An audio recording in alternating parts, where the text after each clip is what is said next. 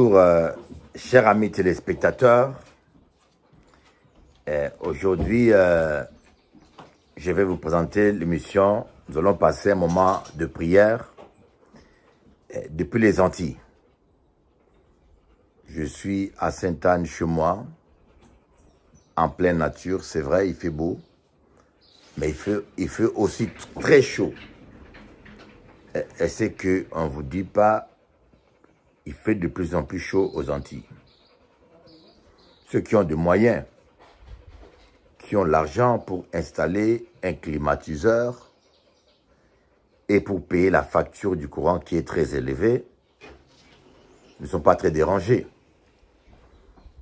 Mais mettez-vous à la place d'un chômeur ou de quelqu'un qui n'a pas le moyen de s'acheter un climatiseur et surtout de payer une facture conséquente.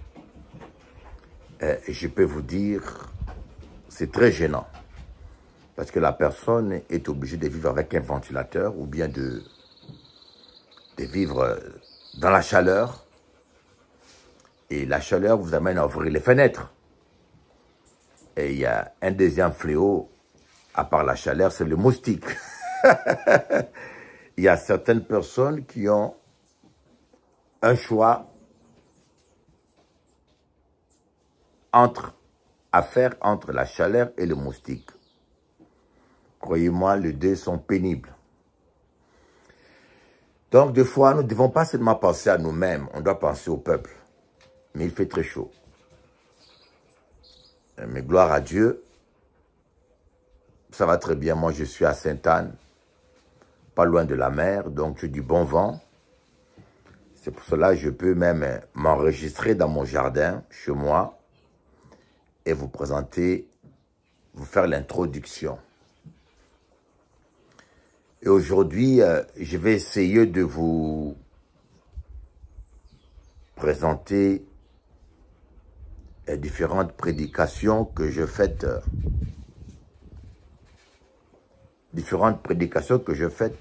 soit à l'église de Moule, soit à Pointe-à-Pitre, soit même des extraits de prière que je fais dans mes directs. Alors quand il s'agit de ces instants, c'est un travail de récupération et de correction. Ça veut dire que parfois le son n'a pas été pris dans de meilleures conditions. Et alors je vais essayer de récupérer ces images et ce son. Je vais essayer au travers des différents logiciels de corriger le son, de rattraper les images, de masquer certains défauts cinématographiques ou vidéo. Donc c'est un travail très lourd. La chose que je peux vous dire, mon ami, je ne connais pas ta vie. Mais vous savez que la vie aujourd'hui est devenue très dure.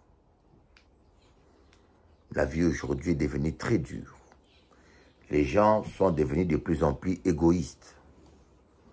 Tout le monde veut sortir son épingle du jeu.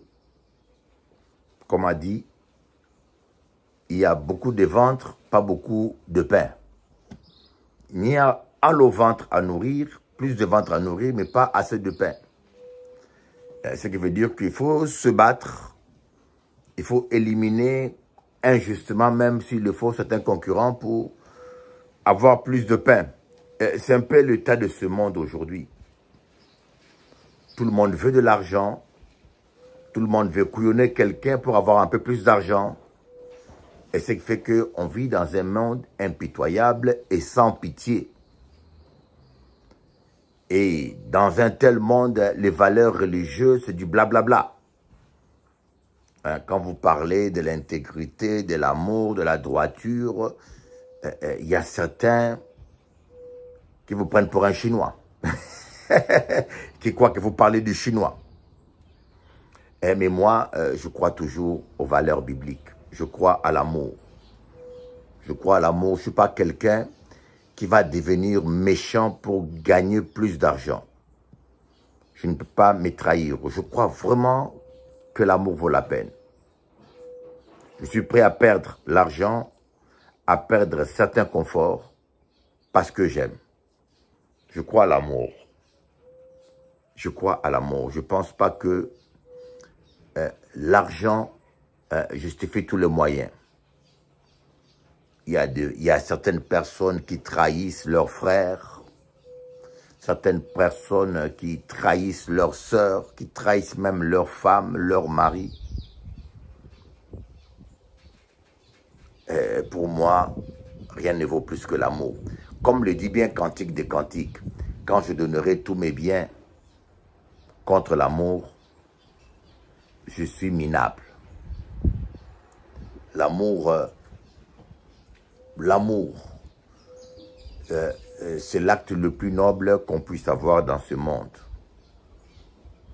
Et rien ne justifie la haine, rien ne justifie la trahison.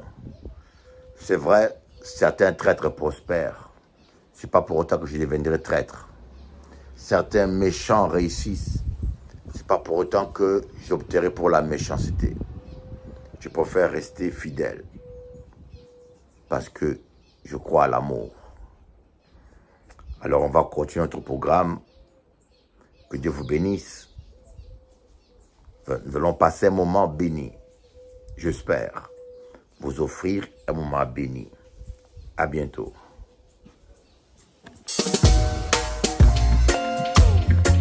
Il ne faut jamais baisser les mains dans la prière. Quelle que soit la durée de l'épreuve, tu finiras par t'en sortir. Veillez et priez afin de ne pas tomber en tentation, a dit Jésus-Christ. Il ne faut jamais se lasser de prier. Luc 18, verset 1. Yeah. Lève-toi, prie. Il faut toujours prier, mon ami. Lève-toi, prie. Le combat se gagne à genoux. Lève-toi, prie. L'heure ne change rien, mon frère, ma soeur. Lève-toi, prie. La prière, c'est la victoire. Si mes paroles demeurent en vous et que vous demeurez dans mes paroles, demandez tout ce que vous voudrez. Cela vous sera accordé. Tout est possible à celui qui croit. Je ne peux pas mentir, mon ami. Non, non, non, non, non. Lève-toi, prie. Il faut toujours prier, mon ami. Lève-toi, prie. Ne baisse pas tes mains. Oh, non, non, non. Lève-toi, prie. Sans jamais douter, mon frère. Lève-toi, prie. Tout est possible à celui qui croit. Yeah, yeah, yeah, yeah. Jésus s'étant éloigné pour prier dans le jardin de Gethsemane. Il s'étonna de voir que les disciples dormaient. Il leur a dit, l'esprit est bien disposé, mais la chair est faible. Veillez et priez, afin de ne pas tomber en tentation. Écoute bien ça, mon ami. Lève-toi, prie. Pourquoi dors-tu, Jonas? Lève-toi, invoque ton Dieu. Lève-toi, prie. Parler ne change rien. Critiquer ne change rien, non, non. Lève-toi, prie. La prière, c'est la clé de la victoire. Lève-toi, prie. Il faut toujours prier, mon ami. Yeah.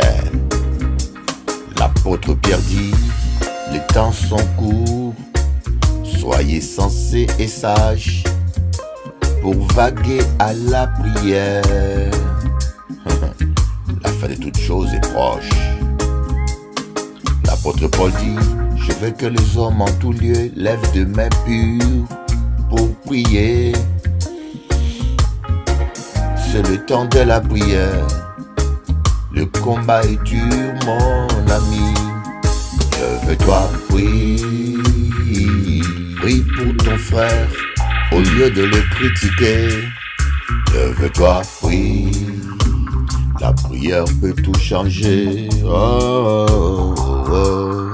Lève-toi, prie. Tout est possible à celui qui croit et qui prie. Lève-toi, prie. Celui qui croit n'abandonne jamais la prière. Aïe, aïe, aïe. Lève-toi, prie. Prie mon frère, ne baisse pas le main. Lève-toi, prie. Prie pour ton frère qui est dans le péché et Dieu le relèvera. Lève-toi, prie. Oh non, l'église est faible parce qu'elle est chrétienne et plus. Non, non, non. Lève-toi, prie.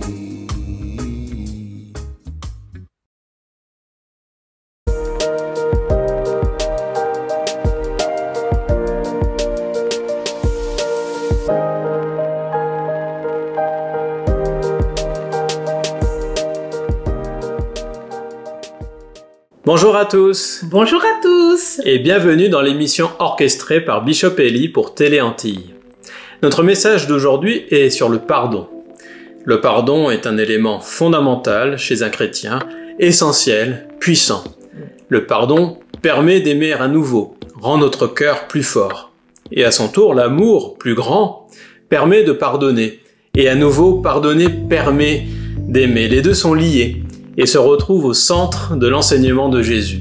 Le pardon est au cœur de l'Évangile. Nous ne sommes sauvés que par la grâce de Dieu, qui nous pardonne, alors même que nous sommes pécheurs. Mais Jésus nous prévient, dans Matthieu 6, 14-15, que si nous pardonnons aux hommes leurs offenses, notre Père Céleste nous pardonnera aussi. Mais si nous ne pardonnons pas aux hommes, notre Père ne nous pardonnera pas non plus nos offenses. Alors même s'il peut être très difficile de pardonner, prions pour que notre Seigneur agisse dans notre cœur et nous donne le courage de le faire. Je laisse Cathy vous donner un témoignage. Merci Chris pour cette parole qui nous fait du bien. Nous savons que le pardon est une puissance qui libère. Je vais vous donner un petit témoignage que j'ai vécu il y a quelques années en étant infirmière dans une maison de retraite. J'ai rencontré une petite vieille dame qui avait beaucoup de mal à se faire aimer, apprécier parce qu'elle avait un caractère très fort et elle pouvait vous envoyer des paroles très très dures. Alors les soignants rechignaient beaucoup à vouloir la soigner, mais moi j'y allais et il est vrai qu'on s'entendait bien toutes les deux parce que je voulais qu'elle sente l'amour de Dieu. Et puis un jour, elle m'a envoyé une parole très difficile lorsque je lui prodiguais des soins. Elle m'a envoyé vraiment une phrase dure, blessante. Alors, quand je suis sortie de sa chambre, j'étais chamboulée. Et en rentrant dans ma voiture, quand je quittais mon travail pour rentrer chez moi, j'ai senti que dans mon cœur, je devais lui pardonner. Vraiment. Pierre, m'aimes-tu? Simon-Pierre, m'aimes-tu? Pierre, m'aimes-tu? Pourquoi Dieu qui connaît toutes choses, pourquoi celui qui sonde le cœur et les reins, pose-t-il cette question à Pierre? D'autant plus qu'il a déjà vu la réponse dans son cœur.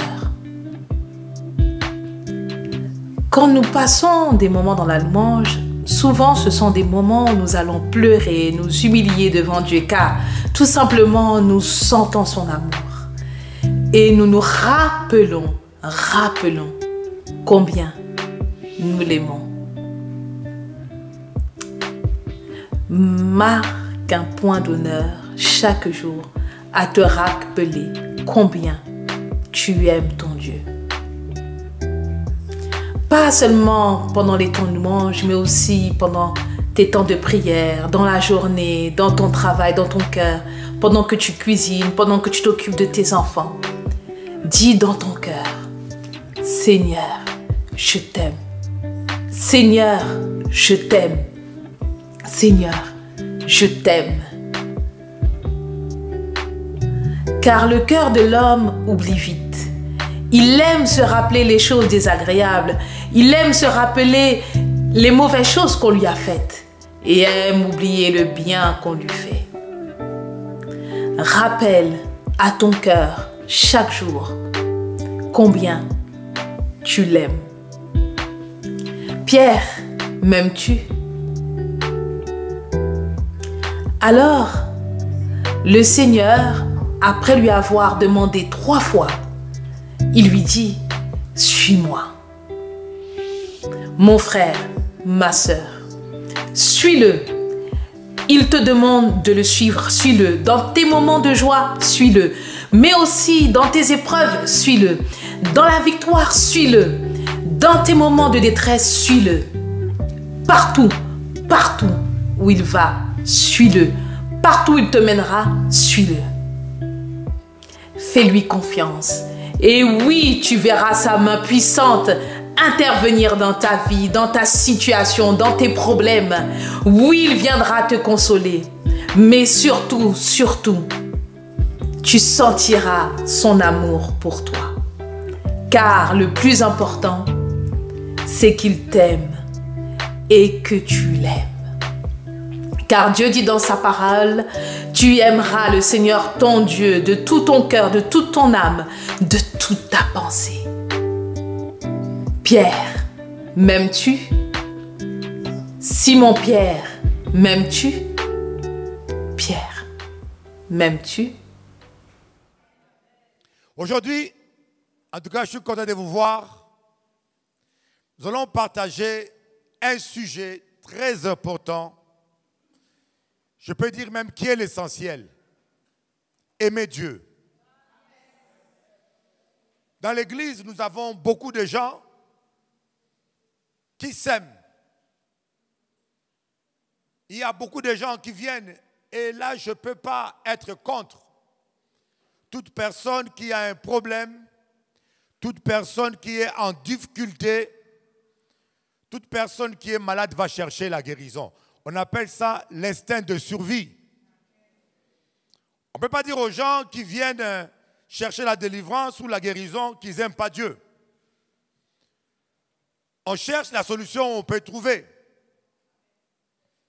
Mais une fois qu'on a pris la connaissance, il n'y a pas où chercher, ce n'est pas grave. Une fois qu'on a pris la connaissance de ce que Jésus est, de ce que Jésus fait pour nous, de son amour pour nous, on doit tomber amoureux de lui. C'est comme un homme qui rencontre une femme. Beaucoup de gens disent, moi une sœur m'a dit, Bishop Eli, mais mon fiancé, j'ai un ami, dès qu'elle m'a rencontré, elle m'a dit qu'elle m'aime, qu'il est amoureux. Elle dit, mais c'est faux ce que tu dis. Tu ne peux pas être amoureux de moi sans me connaître. Tu ne peux pas tomber amoureux de moi. Peut-être que tu me désires, peut-être que physiquement je te plais, mais tu n'es pas amoureux. On ne peut pas être amoureux de quelqu'un que l'on ne connaît pas. Voilà un peu ce qui ne va pas aujourd'hui avec tous ces jeunes, avec la génération actuelle. Nous vivons une génération où les gens ne savent pas distinguer aimer et désirer. Il y a des hommes qui ne vous aiment pas mais qui vous désirent. Vous lui plaisez physiquement, vous l'attirez physiquement, il vous trouve belle, mais il ne peut pas vous aimer sans vous connaître. Il ne connaît pas ton caractère. Il ne connaît pas en un mot ton âme. C'est pareil qu'avec Dieu. On ne peut pas aimer Dieu qu'on ne connaît pas. On est malade, on vient à l'église parce qu'on cherche le secours. On a un problème, on vient. Et puis, je peux vous dire, dans le monde d'aujourd'hui, même quand vous fouillez les problèmes, mais c'est le problème qui vous cherche. Alléluia. C'est pour cela que je dis aux parents, quand vous élevez vos enfants, élever un enfant, ce n'est pas seulement lui donner à manger ou payer sa scolarité. Quand vous élevez un enfant, préparez-le moralement à être fort et à faire face à ce monde qui est de plus en plus méchant et cruel. On vit dans un monde méchant et cruel. Il faut préparer ton enfant à être fort. Parce que dans ce monde, tu peux être gentil, mais il y a des gens qui vont trouver leur bonheur à marcher sur votre pied. Tu peux aller travailler honnêtement pour gagner ton pain, mais le patron ne veut pas te payer ce qu'il te doit. Des fois, tu loges, tu loues une maison, tu veux être en paix. Le voisin n'accepte pas ta présence, il cherche la petite bête pour créer un problème. Je connais un jeune homme, hein, sa mamie l'a envoyé étudier. Le jeune homme a rencontré une jeune fille et la jeune fille l'a abandonné. Et le jeune homme est désespéré. J'ai dit à sa mamie, il faut apprendre à ce jeune homme-là, la vie est un combat. Une femme t'abandonne, ce n'est pas la fin du monde. Il y a encore des milliards de femmes plus belles les unes que les autres qui sont seules dans ce monde. Alléluia! Il y a des hommes qui sont tellement faibles. Surtout les mamans, quand vous élevez seul un enfant, son papa n'est pas là. Il ne faut pas trop cajoler un enfant. Doudou chéri, viens. Doudou chéri. Non, tu élèves un enfant comme si tu élevais une fille. Un garçon doit être un garçon, un homme. Alléluia. Et des fois, les mamans élèvent un garçon comme une fille. Doudou chéri, ça va? Tu as bien dormi? Doudou. Mais non. Alléluia. Parce que l'enfant va faire face à un monde. Dis-toi que tu n'es pas éternel. Et quand tu n'es pas là, à l'école, tu ne seras pas là. Au travail, tu ne seras pas là. Un jour, il fera face à un monde qui est hostile. Et ce monde est devenu de plus en plus méchant. L'enfant aura à faire face à des déceptions. Ta fille ou ton garçon va rencontrer une fille peut-être qui va le décevoir. Mais s'il n'est pas fort mentalement, il va se suicider. Il va devenir dépressif. Alors c'est toi le parent depuis la maison à prendre un enfant. Fiston, il ne faut pas te pendre pour une femme. Si elle s'en va, il y a une autre qui attend à la porte. Applaudissez-moi Jéhovah, alléluia.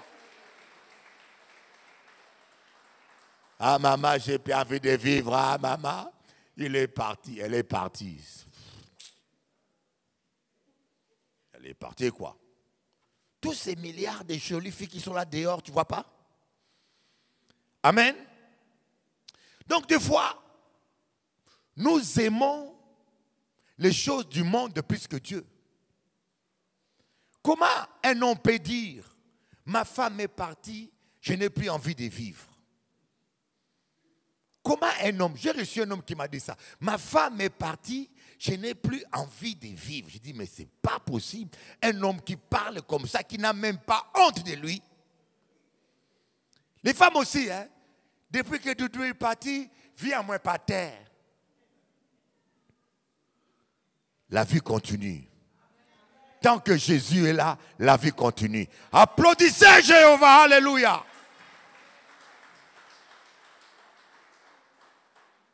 C'est parce que tu idolâtres le monsieur. Tu idolâtres la femme. Il ne faut jamais aimer quelqu'un plus que toi-même. Tu aimeras ton prochain comme tu t'aimes toi-même. Tu aimes quelqu'un? Moi, j'ai vu des femmes qui sont devenues des esclaves. Des esclaves. Tout l'argent, il y a missier. Tout salaire, il y a missier. Et le monsieur prend son argent pour entretenir la maîtresse. Tu habilles le monsieur tellement bien, tu habilles madame tellement bien qu'elle devient belle pour les collègues. Coucou. Pasteur Perrault, pas qu'à dire amen. Le problème, c'est ça. Nous aimons le monde plus que Dieu. Nous aimons l'argent plus que Dieu. Nous aimons les plaisirs plus que Dieu. La Bible dit clairement, dans les derniers temps, les gens aimeront leur plaisir plus que Dieu.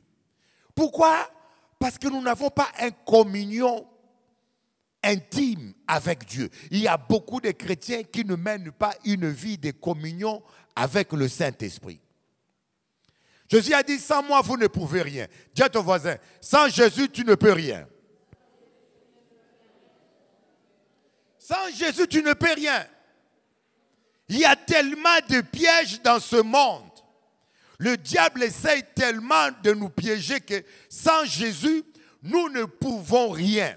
Quand tu vas comprendre que sans Jésus, tu ne peux rien, tu vas tout le temps passer du temps dans la présence de Dieu pour te recharger comme un portable se recharge la nuit. Un homme intelligent, quand il dort, il recharge son portable. Ce n'est pas le jour. Parce que le jour, pendant que tu travailles, les gens vont t'appeler, le portable sera éteint. Mais la nuit, avant de dormir, tu recharges ton portable pour la journée. C'est pareil aussi dans la vie chrétienne. Quand tu veux dormir la nuit, tu recharges ton esprit par l'onction du Saint-Esprit. Avant de dormir, tu passes ton temps à prier, à adorer Dieu pour que tu sois assez rechargé, assez fortifié avant d'affronter les puissances des ténèbres dans ce monde. Prenez conscience, même moi qui vous parle, sans Jésus, je ne peux rien. Sans Jésus, je ne peux rien.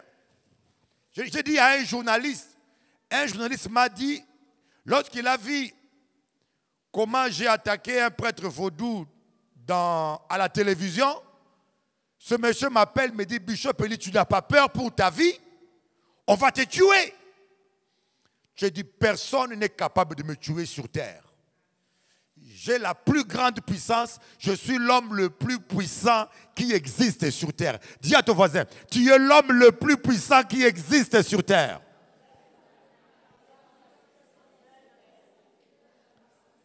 Amen. Alléluia, ma sœur Chabine. C'est bien toi. Lève ta main un peu. Non, elle là. Au milieu, non, au milieu là. Voilà, c'est bien toi. Tu es l'homme le plus puissant. Parce que celui qui a créé le ciel et la terre habite en toi. Mais il faut que tu sois en communion avec le Saint-Esprit.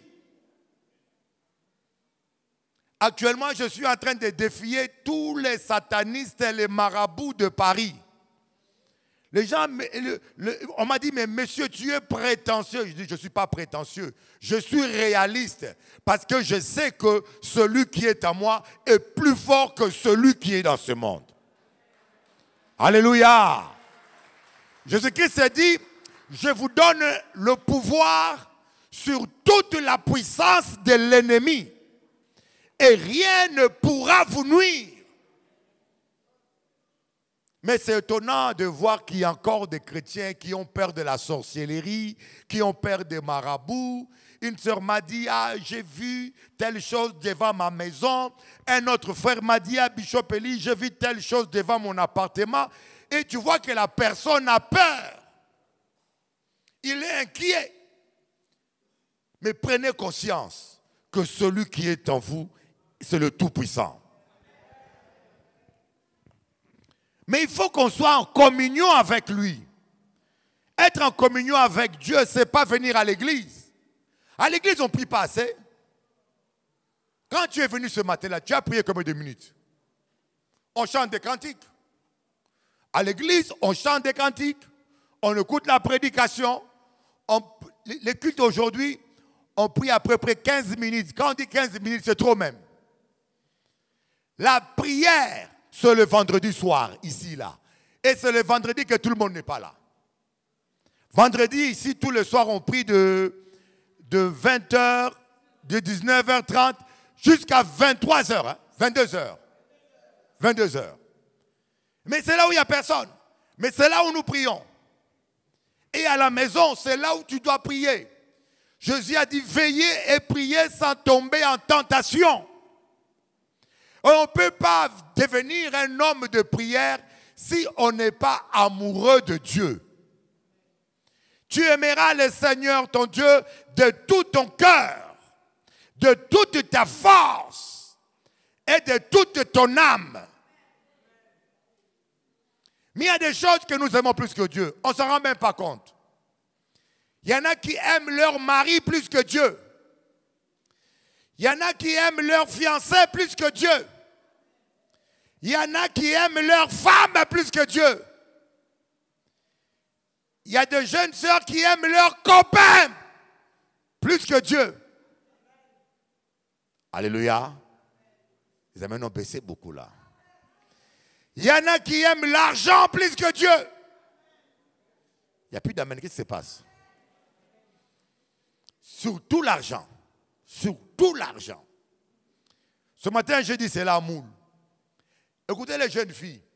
Un homme qui prétend t'aimer et qui ne dépense pas, il ne t'aime pas.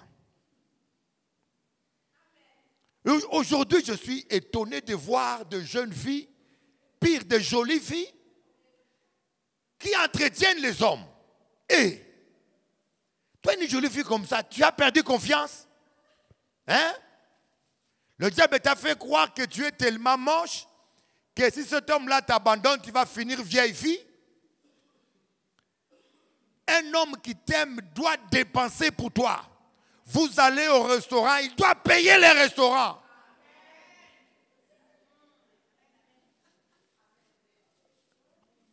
Même s'il est au chômage.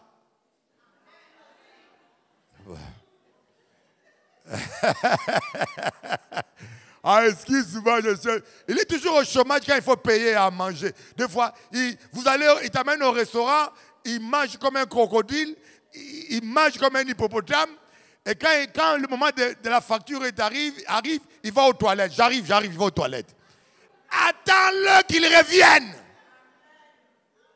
Ne paye pas, il faut qu'il paye. Mais vous savez, il faut le dire à vos enfants parce que c'est pour cela en Afrique, même dans la Bible, il y a la dot. La dot, c'est un argent symbolique qui paye celui qui veut prendre la femme pour prouver qu'il est sérieux dans son engagement. Et la dot en Afrique, c'est 4 cabris, 5 vaches, 3 chevals, 15 vestes. Tu achètes des vestes pour tous les cousins, les papas, tontons, tout le monde a une veste complète. Coucou. Parce que même dans la Bible, cela existe. Il faut que nous puissions restaurer la dot aux Antilles. On est d'accord? Français, système diabolique.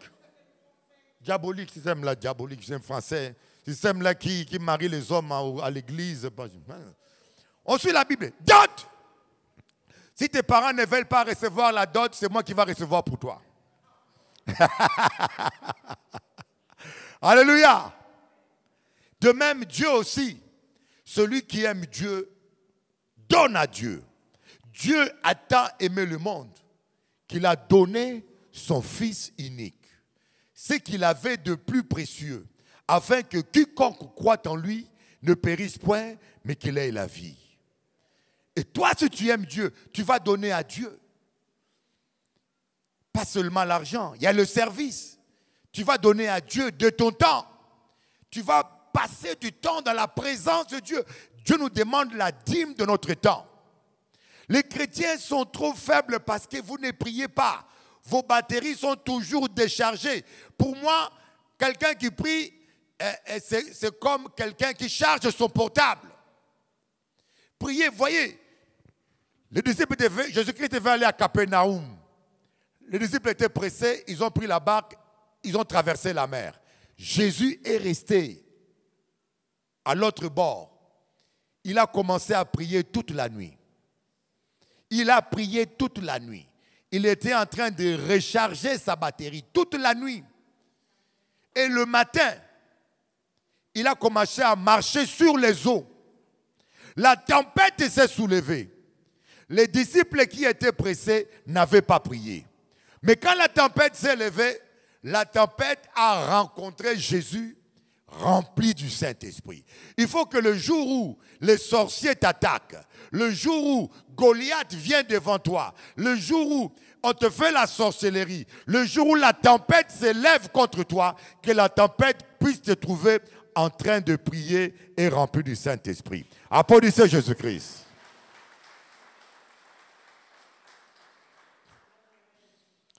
Mais ce n'est pas possible de mener une vie de prière simplement parce qu'on veut être protégé.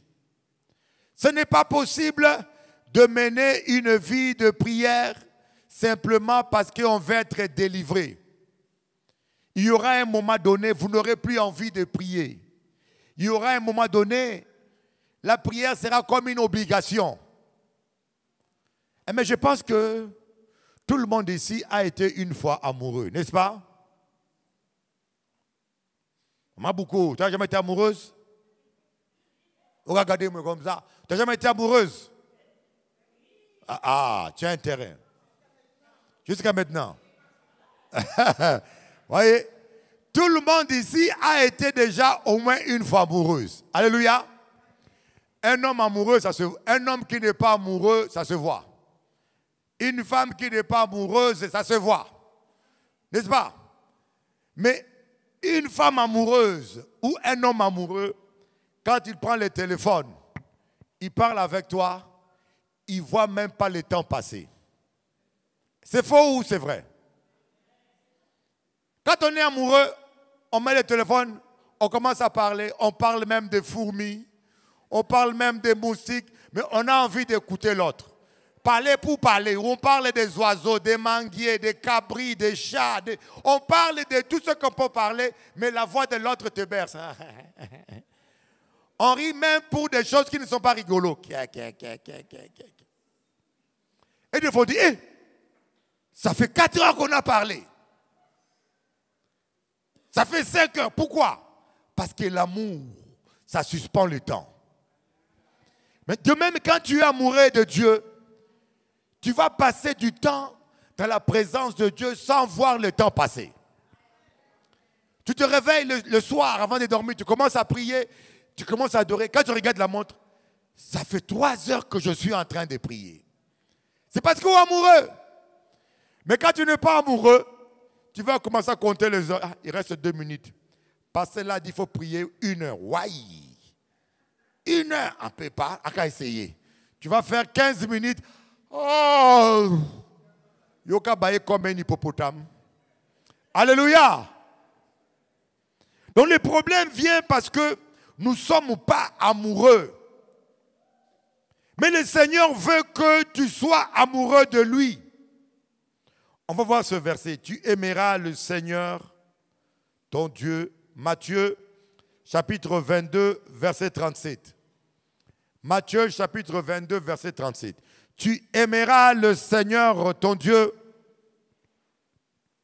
Jésus lui répondit, tu aimeras le Seigneur, ton Dieu, de tout ton cœur, de toute ton âme et de toute ta pensée. Alléluia. Tu aimeras le Seigneur, ton Dieu, de tout ton cœur, de toute ton âme et de toute ta pensée. C'est le premier commandement. C'est le premier commandement. Mais je peux vous dire, c'est quoi l'idolâtrie? L'idolâtrie, ce n'est pas seulement s'agenouiller devant le statut de la Vierge Marie ou adorer d'autres dieux. Non. L'idolâtrie, c'est aimer autre chose plus que Dieu. Il y a des pasteurs qui sont idolâtres. Ils aiment son église plus que Dieu. Il y a des pasteurs qui aiment leur ministère et leur église plus que Dieu. Ils sont tout le temps à l'église,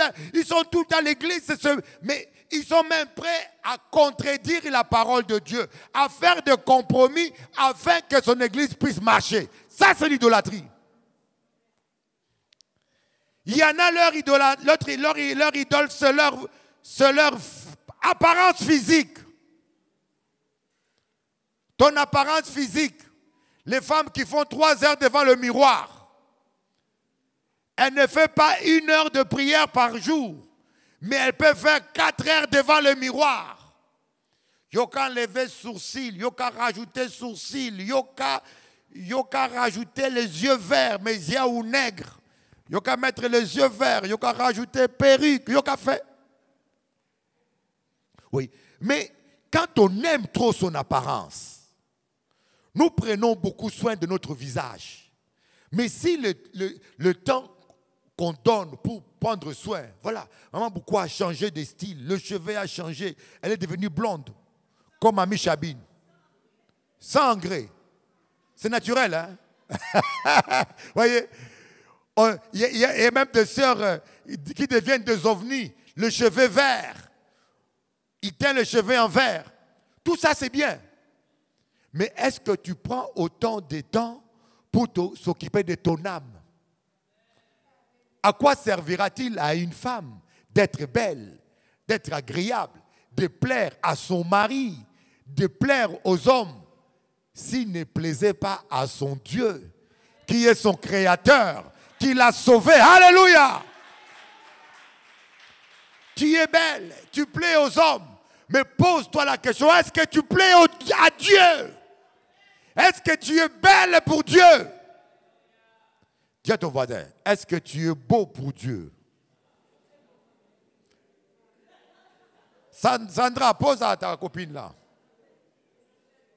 Amen. Écoutez, quand vous êtes, écoutez-moi bien, je vous dis une chose. Quand vous êtes agréable à Dieu, c'est terrible. Quand tu es agréable à un homme, il kaba au bonbon, il kaba au biscuit, il kaba au bisou. C'est bien, non? On n'est pas contre. D'ailleurs, une femme doit tout faire pour être agréable à Dieu.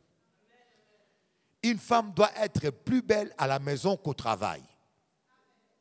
Il n'y a plus d'amen. On va reprendre ça. Aujourd'hui, il y a un problème là. Une femme qui est folle à la maison, les cheveux à gauche, à droite, elle sent la soupe, tout. Et quand il faut aller au travail, il y a mettre au miss suspect. Il faut être belle à la maison pour ton mari. Alléluia. Il faut chercher à être séduisante à la maison pour ton mari. Et Dieu veut que tu sois belle pour lui. Tu sois agréable. Ma priorité, c'est d'être agréable à Dieu. Et quand tu es belle pour ton mari, vous savez, tu peux être belle pour ton mari, ça n'empêche pas demain de te tromper.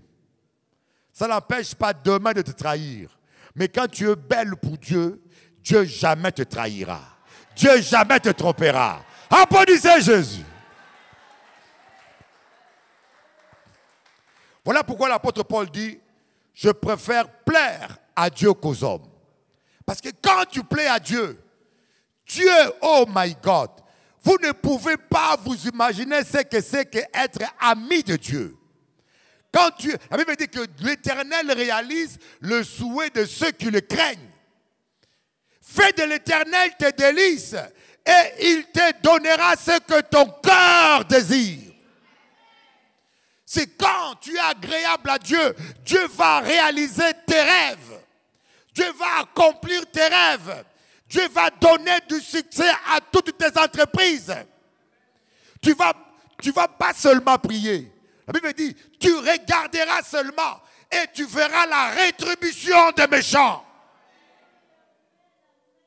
Tu ne vas même pas appeler, oh, Tati, qu'est-ce que tu as dit? Non, tu vas seulement regarder les gens et la main de Dieu va descendre sur lui. Tu n'auras pas à te battre. Et nous nous trompons. Nous cherchons à plaire aux voisins. Nous cherchons à plaire aux hommes. Nous cherchons à plaire au mari, à la femme. Dieu n'est pas contre. Mais nous devons d'abord chercher avant toute chose à être agréable à Dieu, à plaire à notre Dieu. Parce que nous devons savoir que ce que Dieu peut nous donner, aucun homme, aucune femme ne pourra nous le donner. Ce que Dieu peut faire dans ta vie, personne ne pourra le faire. Applaudissez Jésus.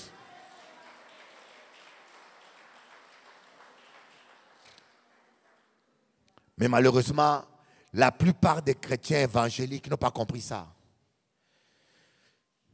Nous aimons l'argent plus que Dieu. Jésus-Christ a dit, On ne peut pas servir 2 maîtres à la fois. Ou tu haïras un, ou tu aimeras un autre. Tu ne peux pas servir Dieu et maman. Croyez-moi, les gens, vous appelez les gens chrétiens, ils parlent en langue, ils prophétisent, même les pasteurs. Je vous dis, je suis un homme de Dieu. Je connais beaucoup de pasteurs. Mais un grand nombre sont possédés par l'argent. Ils prêchent la parole, ils prêchent tout ça, mais quand vous traitez argent avec lui, c'est pire qu'un païen. Parfois même le païen sont honnêtes. On appelle ça homme de Dieu, prophète. C'est comme un monsieur, un prophète camerounais, africain. Il va dire à une brebis de l'église à Saint-Gilles de Paris, ah, tu vas mourir. Dieu m'a montré que tu vas mourir. Tu feras un accident avec ta voiture. À pas comprendre autres. Vous aimez toujours chercher. Je ne sais pas qu'est-ce que vous cherchez sur Internet. Cherchez prophètes de pacotille. Tous ces aventuriers-là qui traînent sur TikTok. Ils prophétisent la prospérité pour les autres et même sont dans la pauvreté. Ils ont l'onction pour vous rendre riche, pour vous bénir. Mais lui-même, il est plus fauché que n'importe qui. Alors ce monsieur lui dit, tu vas faire un accident avec ta voiture. Vous savez, la dame ne dort plus depuis lors. Elle a peur de prendre sa voiture parce qu'elle a peur de faire un accident. La dame ne dort plus. Et le soi-disant prophète lui dit, je brise la malédiction maintenant, ne t'inquiète pas. Je brise la malédiction. Maintenant, pour finir, il faut que tu ailles vendre ta voiture. Et tout l'argent que tu vas gagner, donne ça en offrande. Voleur. Je dis, ce monsieur-là était voleur, donne-moi son numéro. Je vais l'appeler, il va m'attendre, espèce de voleur. Je vais citer son nom sur Internet, sur tous les réseaux. Alléluia. Mais heureusement que la sœur m'a appelé parce qu'elle voulait vendre sa voiture. Je dis, mais tu n'as pas besoin de vendre ta voiture. Nous bénissons cette voiture-là. Je l'impose. On a mis de l'huile sur la voiture pour qu'elle soit en paix. On a mis bidon d'huile sur la voiture. Couvert par le sang de l'agneau. Tu n'auras jamais d'accident. Ça va bien rouler. Mais il y a beaucoup de gens faibles comme ça. Mais pourquoi ces gens-là font ça? C'est l'argent. Les païens sont prêts à détruire toute une famille pour l'argent. Vous connaissez en Guadeloupe, héritage, terre, maison parentale, terrain parental. En venant ici, j'ai quitté Moule. Le nombre de maisons abandonnées en Guadeloupe, c'est terrible. Mais ça me fait mal. Des maisons qui tombent en ruine. De belles villas bien placées. Mais tu vois que la villa, c'était une belle maison, mais le toit est en train de tomber. Vous connaissez à Moule, le restaurant de Madame Lucie. Lucie ou Lucille? Près de l'église. Lucie. La maison tombe en ruine. Les bois tombent, la véranda tombe. Mais c'était une belle maison. Je dis, mais les chrétiens de Moule, allez voir le maire, qu'est-ce qu'il faut faire? Je ne sais pas qu'est-ce qui se passe. Mais les gens, pour argent, pour héritage, il y en a qui sont tellement méchants, ils préfèrent que la maison tombe en ruine comme ça, et au lieu de partager. Et en descendant ici, je vous dis que j'ai rencontré sur la route au moins 10 maisons. 10 villas abandonnées qui sont en train de tomber en ruine. Les gens aiment trop l'argent. Je peux comprendre un garçon de 20 ans, de 30 ans, qui a des projets, qui puisse couillonner les autres pour l'héritage. Mais un homme de 60 ans, une femme de 80 ans, 75 ans, à cet âge-là, tu veux voler les autres pour faire quoi avec l'argent? On est déjà fatigué. Laisse ça pour les jeunes. À un certain âge, je me dis, mais tu feras quoi avec l'argent? À ton âge là, tu pars bientôt. Coucou. Le Dieu argent. On dit on aime Dieu. Tu peux venir là prêcher, chanter. Même moi, je peux venir là prêcher, chanter. Mais ce n'est pas ça qui fait que nous aimons Dieu. Un homme ne peut pas servir 2 maîtres à la fois. ou tu haïras l'un et tu aimeras l'autre. Tu ne peux pas servir Dieu et l'argent à la même temps. Là où est ton trésor, là où sera ton cœur. C'est la raison pour laquelle Dieu, voyez, l'idolâtrie. Il y a l'idolâtrie qui est visible. Quelqu'un qui s'agenouille devant une statue, on sait qu'il fait l'idolâtrie. Quelqu'un qui prie Bouddha, on voit qu'il adore. Mais l'autre idolâtrie qui se passe dans notre cœur, quelqu'un qui aime l'argent plus que Dieu, ce n'est pas visible. Même la personne lui-même n'est pas conscient qu'il aime l'argent plus que Dieu. C'est-à-dire qu'on peut être sincère, mais être idolâtre. Voilà pourquoi Dieu a instauré la dîme. La dîme est un test, c'est comme un thermomètre. Chaque mois, Dieu te met à l'épreuve pour que tu vois si dans ton cœur, tu aimes Dieu plus que l'argent. Voilà pourquoi chaque mois, Dieu met chaque chrétien à l'épreuve. Celui qui n'arrive pas à donner sa dîme, il sait que là, l'amour de l'argent a pris place. Dans notre cœur, il y a un combat entre l'amour de Dieu et l'amour de l'argent. Alléluia. Dans notre cœur, il y a ce combat-là continuel entre l'amour de Dieu et l'amour de l'argent. Mais le Seigneur veut que tu puisses l'aimer plus que tout dans ta vie. Que tu puisses l'aimer plus que ta propre vie. Dieu a appelé Abraham. Il a mis Abraham à l'épreuve. Il a dit à Abraham, donne-moi ton fils unique. Il y en a leur idolâtrie, c'est leur enfant. Alléluia. Dodo a reçu une vision. Tu vois que tu recevais une vision, c'est vrai? Non. Mais il y en a qui aiment leur enfant plus que Dieu. Pasteur Pierrot, est-ce que vous aimez Timona en plus que Dieu? Hein? Vous avez senti ça? Non? Maman Bouko, nous avons tous des enfants. Mais des fois, ça se rend compte, nous aimons nos enfants plus que Dieu. Nous ne venons pas au culte à cause des enfants. Nous ne faisons pas ceci à cause des enfants. Maman de Léana, il faut aimer Jésus plus que Léana. Amen. Maman d'Alison, cette maman-là aime sa fille. Hein? Mais il faut aimer Jésus plus que ta fille. Alléluia. Des fois, nous aimons nos enfants plus que Dieu.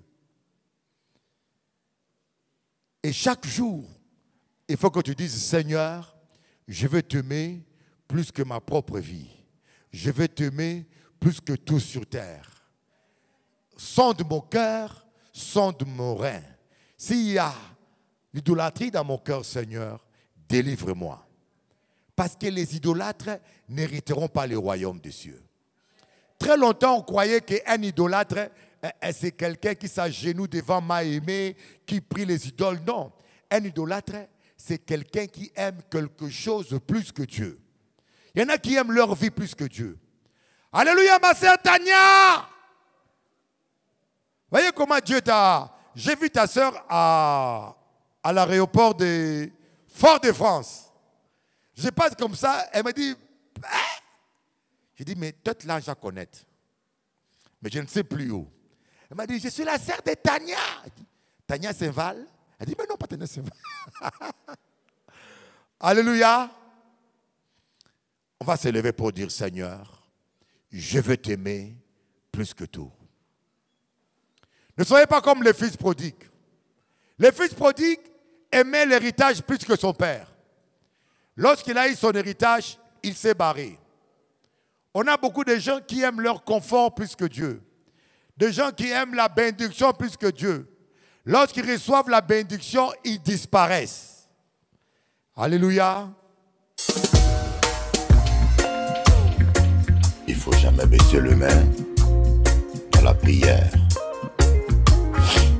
Quelle que soit la durée de l'épreuve, tu finiras par t'en sortir. Veillez et priez afin de ne pas tomber en tentation à Dieu Jésus-Christ. Il ne faut jamais se lasser de prier. Luc 18, verset 1. Yeah.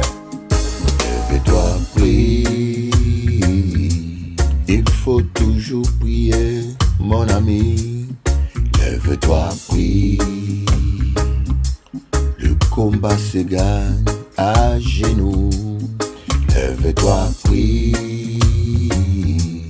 Pleurer ne change rien, mon frère, ma soeur. Lève-toi, prie. La prière, c'est la victoire. Si mes paroles demeurent en vous et que vous demeurez dans mes paroles, demandez tout ce que vous voudrez, cela vous sera accordé. Tout est possible à celui qui croit. Je ne peux pas mentir, mon ami. Non, non, non, non, non. Lève-toi, prie. Il faut toujours prier, mon ami. Lève-toi, prie. Ne baisse pas tes mains. Oh, non, non, non. Lève-toi, prie. Sans jamais douter, mon frère. Lève-toi, prie. Tout est possible à celui qui croit. Yeah, yeah, yeah, yeah. Jésus s'étant éloigné pour prier dans le jardin de Gethsemane. Il s'étonna de voir que les disciples dormaient. Il leur a dit, l'esprit est bien disposé, mais la chair est faible. Veillez et priez, afin de ne pas tomber en tentation. Écoute bien ça, mon ami. Lève-toi, prie. Pourquoi dors-tu, Jonas? Lève-toi, invoque ton Dieu. Lève-toi, prie. Parler ne change rien. Critiquer ne change rien, non, non. Lève-toi, prie. La prière, c'est la clé de la victoire. Lève-toi, prie. Il faut toujours prier, mon ami. Yeah. L'apôtre Pierre dit, les temps sont courts. Soyez sensés et sages pour vaguer à la prière. La fin de toutes choses est proche. L'apôtre Paul dit, je veux que les hommes en tout lieu lèvent de mains pures pour prier.